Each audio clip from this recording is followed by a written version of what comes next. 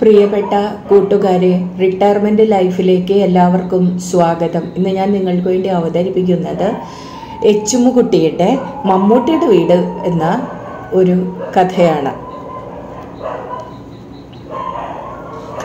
മമ്മൂട്ടിയുടെ വീട്. ആരുമില്ലാത്തവർ ഇല്ലാതാകുന്നത് എത്ര എളുപ്പത്തിലാണെന്ന് കണ്ടു നിൽക്കുകയായിരുന്നു ബാലു. മരിക്കുമ്പോൾ ആരും നെഞ്ചത്തടിച്ച് നിലവിളിക്കുകയില്ല, ബോധം കെട്ട് വീഴുകയില്ല, നീ എന്നെ വിട്ടുപോയല്ലോ എന്ന് തേങ്ങുകയില്ല, നനഞ്ഞ കണ്ണുകൾ തുടയ്ക്കുകയില്ല, ഒരില കൊഴിയും പോലെ. ഇലക്ട്രിക് ക്രെമറ്റോറിയത്തിൽ തിരക്കൊഴിയുന്നതും നോക്കി ബാലു മരച്ചുവട്ടിൽ വെറുതെ നിന്നു. അതിനകത്ത് ചൂട് ഫർണസിൽ ചുവന്ന കനലായി മാറുന്നത് ഡോക്ടർ. ആ പേരുച്ചരിക്കാനുള്ള ശക്തിയില്ലെന്ന് ബാലുവിന് തോന്നി. അത് ഉച്ചരിച്ചാൽ എല്ലാം തീർന്നു പോകുമെന്ന് അയാൾ വിചാരിച്ചു. എല്ലാവരും വന്നിട്ടുണ്ട്, ഡീൻ അടക്കം എല്ലാവരും. അല്പം കഴിഞ്ഞാൽ എല്ലാവരും പോകും. ചിതാഭസ്മം നാളെയാണ് കിട്ടുക. ആരെങ്കിലും അത് പോയി വാങ്ങുന്നുണ്ടാവുമോ? വാങ്ങിയിട്ട് എന്തു ചെയ്യും? ബാലുവിനറിയില്ല. സ്വന്തം അച്ഛൻ മരിച്ചു പോയപ്പോൾ ചിതാഭസ്മം ഗംഗയിൽ ഒഴുക്കുകയായിരുന്നു ചെയ്തത്. അതിന് കൂട്ടായി അവളാണ് വന്നത്. സന്ധ്യയാകാറായെങ്കിലും വെയിലിന് നല്ല ചൂടുണ്ട്. ചിലപ്പോൾ അകമ്പെന്ത് പിടയുന്നത് കൊണ്ടാകാം. ആരും കരയുന്നില്ലെന്ന് അയാൾ കണ്ടു. അവൾക്കൊപ്പം ജോലി ചെയ്തിരുന്ന ഡോക്ടർമാർ, നഴ്സുമാർ, അറ്റൻഡർമാർ, അവർ ഫീസ് കൊടുത്ത് പഠിപ്പിച്ചിരുന്ന തോട്ടക്കാരൻ്റെ മക്കൾ, ഷൈനിയുടെ അനാഥാലയത്തിലെ കുട്ടികൾ, ഇവർക്കൊക്കെ ഒന്ന് കരഞ്ഞുകൂടെ? വെറുതെയെങ്കിലും ഒന്ന് നെഞ്ചത്തടിച്ച് കരഞ്ഞുകൂടെ? ബാലുവിൻ്റെ സമാധാനത്തിനെങ്കിലും? ഇല്ല, ആരും കരയുന്നില്ല. അവൾ എന്നും പറയാറുള്ളതുപോലെ ഐ ആം ആൻ ഓർഫൻ എന്ന വാചകം തന്നെയാണോ സത്യം? അനാഥർ മരിച്ചാൽ ആരും കരയുകയില്ലായിരിക്കും. നെഞ്ചിന് കൂട് തകർത്തുകൊണ്ട് ഒരേങ്ങൽ പുറത്തു വരുമെന്ന് തോന്നി. ബാലു നന്നെ പണിപ്പെട്ട് സ്വയം നിയന്ത്രിച്ചു. അല്ലെങ്കിൽ പിന്നെ എല്ലാവരും ചോദിക്കാം, എന്തു പറ്റി ബാലു, ഇത്ര ഇമോഷണലായതെന്ത്? തന്നെ പോലെ ചോദ്യങ്ങൾ ഒഴിവാക്കാനായിരിക്കുമോ എല്ലാവരും ബലം പിടിച്ചു നിൽക്കുന്നതെന്നും അയാൾ ഒരു നിമിഷം ഓർത്തു. ആർക്കും ആരോടും പ്രത്യേകിച്ച് യാത്ര പറയാനില്ലാത്തതുകൊണ്ട് പരസ്പരം ഒന്ന് നോക്കിയും ചെറുതായി ഒന്ന് തലയിളക്കിയും കാണിച്ച് ഓരോരുത്തരും മെല്ലെ മെല്ലെ പിരിഞ്ഞു. ബാലു കുറച്ചു നേരം കൂടി ആലിൻ്റെ ചുവട്ടിൽ നിന്നു. പിന്നെ അയാൾ പുറത്തിറങ്ങി. മെഡിക്കൽ കോളേജിന്റെ അതിവിശാലമായ ക്യാമ്പസിൽ എമ്പാടും കറുത്ത കൊടികൾ പാറുന്നുണ്ട്. അവളുടെ ഫോട്ടോയും ഏതൊക്കെയോ ഡിപ്പാർട്ട്മെന്റുകൾ മാലയിട്ട് പ്രദർശിപ്പിച്ചിട്ടുമുണ്ട്. അവൾ ജോലി ചെയ്തിരുന്ന കാർഡിയോളജി ഡിപ്പാർട്ട്മെന്റിൽ ഫോട്ടോ കളർ ടോൺ കൊണ്ട് കൂട്ടത്തിൽ ഒറ്റപ്പെട്ടു നിൽക്കുന്നുണ്ടായിരുന്നു. ആരും പ്രതീക്ഷിച്ചിരുന്നില്ലല്ലോ. Urgent, please reach see you എന്ന് മെസ്സേജ് കിട്ടുമ്പോൾ ബാലു കാഷ്വാലിറ്റിയിലായിരുന്നു. ഏതോ ഒരു പേഷ്യൻ്റ് ആയിരിക്കുമെന്നേ കരുതിയുള്ളൂ. ചെന്നപ്പോഴാണ് അറിഞ്ഞത് ശ്വാസമെടുക്കാൻ പിടയുന്നത് അവളാണെന്ന്. നിങ്ങൾ ഡോക്ടർമാർക്ക് ഇനി യാതൊന്നും ചെയ്യാൻ പറ്റില്ലെന്ന് അവളിൽ പിടിപ്പിച്ചിട്ടുള്ള മെഷീനുകൾ എല്ലാം ഒന്നിച്ചു വിളിച്ചു പറയുന്നുണ്ടായിരുന്നു. അവളുടെ കയ്യിൽ തൊട്ടു നിന്ന ബാലുവിനെ ഒന്ന് കണ്ണു തുറന്നു നോക്കുക പോലും ചെയ്യാതെ അവൾ പോയി. ഡ്രൈവ് ചെയ്യുന്നതിനിടയിൽ അയാൾ വെറുതെ ഒന്ന് ഞെട്ടി. അതെ, അവൾ പോയി കഴിഞ്ഞു. ഇനി ഈ ലോകത്ത് എവിടെ തിരഞ്ഞാലും എങ്ങനെ ചങ്കു തകർന്നു വിളിച്ചാലും അവൾ വരില്ല, വിളി കേൾക്കില്ല. ബാലുവിൻ്റെ കാർ ചെന്നു നിന്നത് അവളുടെ ഫ്ലാറ്റിനു മുന്നിൽ തന്നെയായിരുന്നു. അയാൾക്കത് വിചിത്രമായി തോന്നി. മിക്കവാറും വൈകുന്നേരങ്ങളിൽ അയാൾ അവൾക്കൊപ്പം സംസാരിച്ചിരുന്ന ഫ്ലാറ്റാണത്.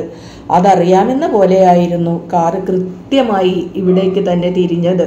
ശീലം കൊണ്ട് സംഭവിച്ച അബദ്ധം. അയാൾ പുറത്തിറങ്ങി സ്ലൈഡിംഗ് ജനലിനപ്പുറത്തു നിന്ന് ചാവിയെടുത്ത് ഫ്ലാറ്റിന്റെ വാതിൽ തുറന്നു. എന്നത്തെയും പോലെ അയാളെ സ്വാഗതം ചെയ്തുകൊണ്ട് ചുവരിൽ ആ ചിത്രമുണ്ടായിരുന്നു. മമ്മൂട്ടിയുടെ ജീവൻ തുളുമ്പുന്ന ചിത്രം. അയാൾ കുറച്ചു നേരം ആ ചിത്രത്തിൽ സൂക്ഷിച്ചു നോക്കി. ഇപ്പോൾ യാതൊരു നാണവും കൂടാതെ ബാലു നെഞ്ചുപൊട്ടി കരഞ്ഞു. കരഞ്ഞുകൊണ്ട് തന്നെ അയാൾ നിലത്ത് വിരിച്ചിരുന്ന കാർപ്പറ്റിലേക്ക് കുഴഞ്ഞു വീണു. കുറേ സമയം കടന്നുപോയപ്പോഴാണ് അയാൾക്ക് യാഥാർത്ഥ്യബോധമുണ്ടായത്. ഇപ്പോൾ ബാലുവും അനാഥനായിരിക്കുന്നു, ആരുമില്ലാത്തവൻ. അയാളുടെ കണ്ണുകൾ വീണ്ടും മമ്മൂട്ടിയുടെ ചിത്രത്തിൽ ചെന്നുമുട്ടി. ഫോൺ ചെയ്ത് മമ്മൂട്ടിയെ അറിയിച്ചാലോ എന്നും ഒരു നിമിഷം തോന്നി. എന്ത് താരരാജാവായിട്ടെന്താണ്? ഇങ്ങനെ കുലീനമായ ഒരു സ്ത്രീജന്മം നിങ്ങളെ ഇത്രമേൽ സ്നേഹിച്ചിരുന്നുവെന്ന് ഒരിക്കൽ പോലും നിങ്ങൾ അറിഞ്ഞില്ലല്ലോ. ബാലുവിൻ്റെ ചുണ്ടിൽ ഒരു ഉണങ്ങിയ ചിരി വിരിഞ്ഞു. മമ്മൂട്ടിയോട് ബാലു ഒരിക്കലും നേരിട്ട് സംസാരിച്ചിട്ടില്ല. അടയാറിലുള്ള ഒരു ഡോക്ടർ ഫ്രണ്ട് വഴി അയാളുടെ ഫോൺ നമ്പർ സംഘടിപ്പിച്ചത് തന്നെ അവൾ വിളിച്ച് സംസാരിക്കട്ടെ എന്നു കരുതിയാണ്. അവളാണെങ്കിൽ ഒരിക്കലും സംസാരിച്ചതുമില്ല. അവൾക്ക് മമ്മൂട്ടി എന്നും തൊട്ടടുത്തുണ്ടായിരുന്നു.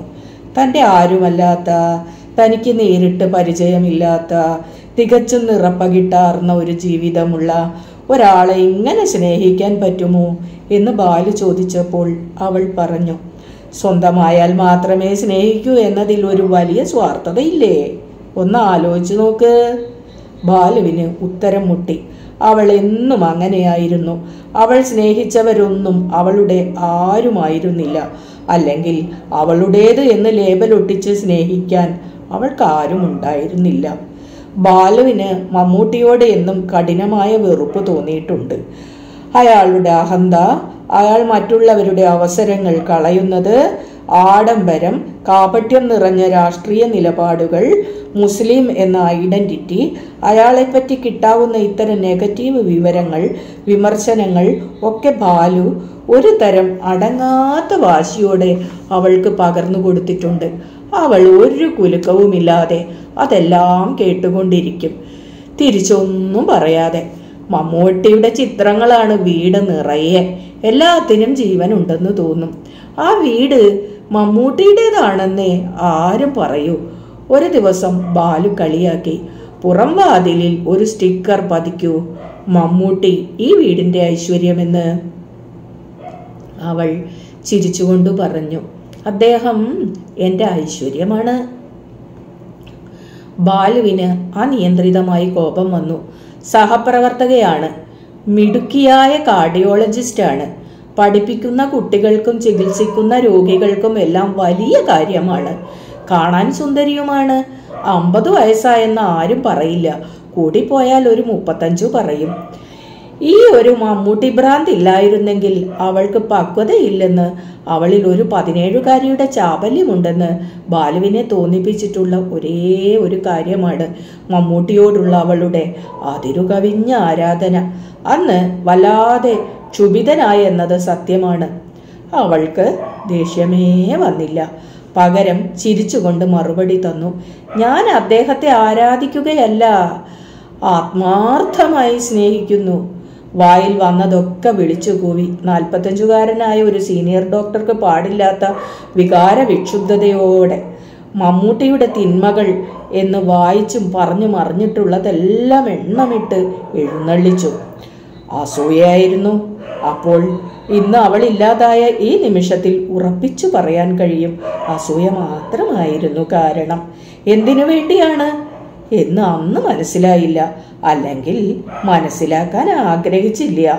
എല്ലാം കഴിഞ്ഞ് വാക്കു കിട്ടാതെ കിതയ്ക്കുമ്പോൾ അവൾ തികച്ചും ശാന്തമായി പ്രതികരിച്ചു, ഈ പ്രപഞ്ചത്തിൽ മറ്റൊരാളാൽ സ്നേഹിക്കപ്പെടുന്നവരെല്ലാം തികഞ്ഞ നന്മ മാത്രമുള്ളവരാണോ? പിന്നെ ബാലുവിന് നേരിട്ട് പരിചയമുള്ള ഒരാളെ പറ്റിയാണോ ഇപ്പറഞ്ഞതൊക്കെയും? ഉത്തരം മുട്ടിപ്പോയി. അല്ലെന്ന് എത്ര പ്രാവശ്യം വേണമെങ്കിലും സമ്മതിച്ചല്ലേ കഴിയൂ. അവൾക്കൊപ്പം സമയം ചെലവാക്കുമ്പോൾ സ്വയം തെളിഞ്ഞു കാണുന്നത് മാതിരി തോന്നും. നല്ല പ്രകാശത്തിൽ വെച്ച ഒരു കണ്ണാടിയിലേക്ക് നോക്കും പോലെ അത്ര വ്യക്തമായിരുന്നു. എങ്ങനെയാണ് മുൻവിധികളും അല്പത്തരങ്ങളും നിസ്സാരതകളും ഒന്നും മനസ്സിനെയും ജീവിതത്തെയും ബാധിക്കാതെ അത്രമേൽ സരളമായി അതും ഒരു സ്ത്രീക്ക് ജീവിക്കാൻ കഴിയുക? അത്ഭുതമായിരുന്നു ആദ്യമൊക്കെ. പിന്നെ പിന്നെ മനസ്സിലായി തുടങ്ങി, ഇങ്ങനെയാണ് ജീവിക്കേണ്ടത്, മറച്ചു പിടിക്കാതെ. ഞാൻ ഇതാ ഇങ്ങനെയാണ്, അതിൽ സ്ത്രീ പുരുഷൻ എന്നൊന്നുമില്ല. അതുകൊണ്ട് കുറച്ചു കാലം കഴിഞ്ഞപ്പോൾ അവളെ കാണുമ്പോഴേ മമ്മൂട്ടിയെ കാണുന്ന മാതിരി തോന്നുമായിരുന്നു. അവൾക്കൊപ്പം മമ്മൂട്ടിയുടെ പിറന്നാൾ ആഘോഷിച്ചു. അയാളുടെ മക്കളുടെ പിറന്നാളുകൾ, അയാളുടെ ജീവിതത്തിലെ പ്രധാനപ്പെട്ട ദിനങ്ങളെല്ലാം അവൾക്കൊപ്പം ആഘോഷിച്ചു. ചിലപ്പോൾ ചിരിക്കാൻ തോന്നും. എന്നാലും ആ ആത്മാർത്ഥമായ സ്നേഹം അസൂയയോടെയെങ്കിലും ആഘോഷങ്ങൾക്കായി അനാഥാലയങ്ങളിലേക്കും ചേരികളിലേക്കുമൊക്കെ അവൾക്ക് ഒപ്പം പോകാൻ പ്രേരിപ്പിച്ചിരുന്നു. അവളുടെ എല്ലാമായ ഒരാളുടെ പിറന്നാളാണ് എന്ന ഭാവത്തിലാവും അവൾ. സ്വന്തമായതിനെ മാത്രം സ്നേഹിക്കുക എന്ന അതിസാധാരണമായ മനുഷ്യ സ്വഭാവത്തിനെ അതിജീവിക്കാൻ അവൾക്ക് സാധിച്ചത് മമ്മൂട്ടിയോടുള്ള സ്നേഹം കൊണ്ടാണെന്ന് അപ്പോഴൊക്കെ തോന്നിയിട്ടുമുണ്ട്. അല്ലെങ്കിലും ഒരു സാധാരണതകൾക്കും വഴങ്ങുന്ന ഒരു ജീവിതമായിരുന്നില്ലല്ലോ അവളുടേത്. അതുകൊണ്ട് തന്നെ കുലീനത എന്ന വാക്കു കേൾക്കുമ്പോൾ അവളെ മാത്രമേ ബാലുവിന് ഓർമ്മിക്കാൻ കഴിയൂ. അവൾ ഉറങ്ങാൻ കിടക്കുമ്പോൾ മമ്മൂട്ടി സംസാരിക്കുന്നുണ്ടാകും. സിനിമയിലെ ഏതെങ്കിലും ഒരു രംഗത്തിൽ ഉണർന്നിരിക്കുമ്പോഴും ആ മുഴക്കമുള്ള ശബ്ദം വീട്ടിൽ കേൾക്കുന്നുണ്ടാകും. ഒറ്റപ്പെട്ട അവളുടെ ജീവിതത്തിലെ കൂട്ട് അതായിരുന്നു. ഒരു ദിവസം അസഹ്യതയോടെ പറഞ്ഞു, അയാളുടെ ഭാര്യയ്ക്ക് പോലും അയാളോട് ഇത്ര ഇഷ്ടമുണ്ടാവില്ല. എന്തിനാ ബാലു ഈ അനാവശ്യ താരതമ്യം? ഇത് ബാലു ചെയ്യേണ്ടിയിരുന്നില്ല. പതിഞ്ഞ ശബ്ദത്തിലായിരുന്നു മറുപടി. നാണം കിട്ടുപോയി. തുടർന്ന് വന്ന 3-4 ദിവസങ്ങളിൽ അവളെ കാണാതെ എല്ലായിടത്തു നിന്നും പറ്റുന്ന വിധത്തിലൊക്കെ ഒഴിവായി. ബാലു എന്ന് അവൾ ഫോൺ ചെയ്തപ്പോൾ പിന്നെ ആ പിണക്കം അത് തുടരാനും കഴിഞ്ഞില്ല. അവൾ സ്വയം വിളിച്ചപ്പോഴും അത്ഭുതമായിരുന്നു തോന്നിയത്. മനസ്സിലാക്കാൻ പറ്റുന്നില്ലല്ലോ എന്ന വൈവശ്യവുമായി. അങ്ങനെ അത് അംഗീകരിച്ചു. അവൾക്ക് മമ്മൂട്ടിയോടുള്ള സ്നേഹം അതൊഴിച്ചാൽ ഒരു കുറവും അവൾക്കുണ്ടായിരുന്നില്ല. വാതിൽക്കൽ ആരോ തട്ടുന്നതായി തോന്നി. ബാലു എണീറ്റു. കണ്ണു മുഖവും തുടച്ച് വാതിൽ തുറന്നു. കാർഡിയോളജിയിലെ അറ്റൻഡറാണ്. അയാളുടെ കയ്യിൽ അവളുടെ ഹാൻഡ് ബാഗ് ഉണ്ടായിരുന്നു. സാർ, ഇത്... അയാളുടെയും ശബ്ദം ചിലമ്പിയിട്ടുണ്ട്.